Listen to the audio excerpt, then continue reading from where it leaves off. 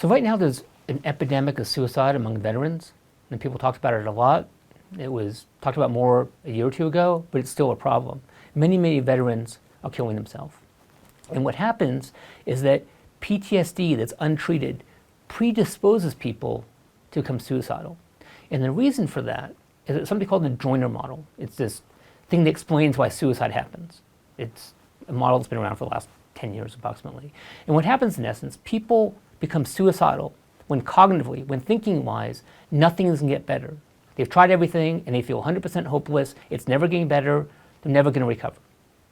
They also become suicidal when they feel like they're a burden to other people. They feel like they're not emotionally connected to anybody. They feel like that, their existence is just causing problems. The parents have to help them, or the loved ones, they're just a burden, and they feel no emotional connection. The last thing you need in order to kill yourself is the capacity. I mean, although in essence killing yourself is something that you can do relatively easily, we have a life instinct. It's actually very hard to kill yourself. We have this life force. We have a biological instinct not to do that. So what happens with PTSD is that it basically erodes all of those pillars. The first thing is that logically you can't get better. You've tried to fix it. It's gone on for years or decades.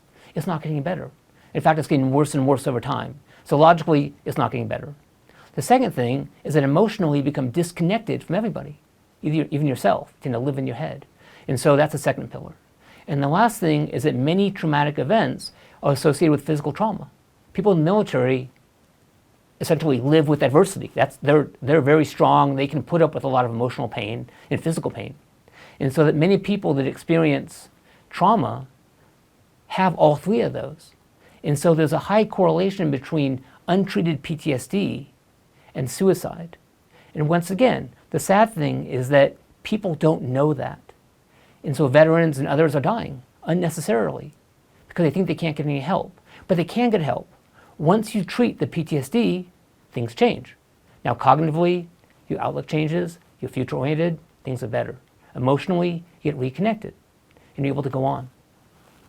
And so fundamentally, you can treat suicide in the context of PTSD.